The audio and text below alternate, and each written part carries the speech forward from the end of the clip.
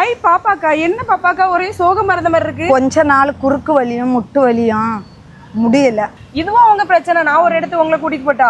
சரி. அப்படி நான் பாப்பாக்காவை SSH வெல்னஸ் சென்டருக்கு தான் கூட்டிட்டு போயிருந்தேன். இந்த SSH வெல்னஸ் சென்டர் 3 தலைமுறையா பண்ணிட்டு இருக்காங்க. இங்க போன உடனே டாக்டர் பாப்பாக்காவுடைய பிரச்சனை எல்லாம் ஃபுல்லா கேட்டு வலி எந்த மாதிரி இருக்கு, எவ்வளவு நாள் இருக்குன்னு நிறைய கொஸ்டின்ஸ் கேட்டாங்க. கூடவே அவங்களோட டயட் லைஃப் ஸ்டைல் எந்த மாதிரி இருக்கும்னு விசாரிச்சுக்கிட்டாங்க. அவங்களுக்கு வலி எதனால வருதுன்னு அந்த ரீசனையும் சூப்பரா எக்ஸ்பிளைன் பண்ணிட்டாங்க. அப்புறம் அவங்களோட கண்டிஷனுக்கு ஏத்த மாதிரி பஞ்சகர்மா ஆயுர்வேதா ட்ரீட்மெண்ட், அபியங்கம் கிசி தீபம் ட்ரீட்மெண்ட்டும் பண்ணிருந்தாங்க.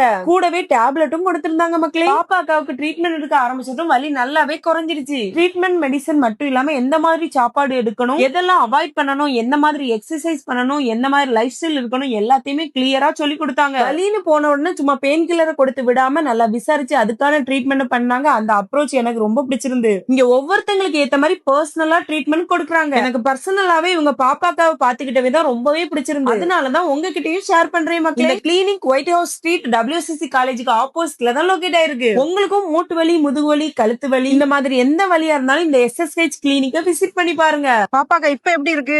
7 நாள் வர சொன்னாங்க.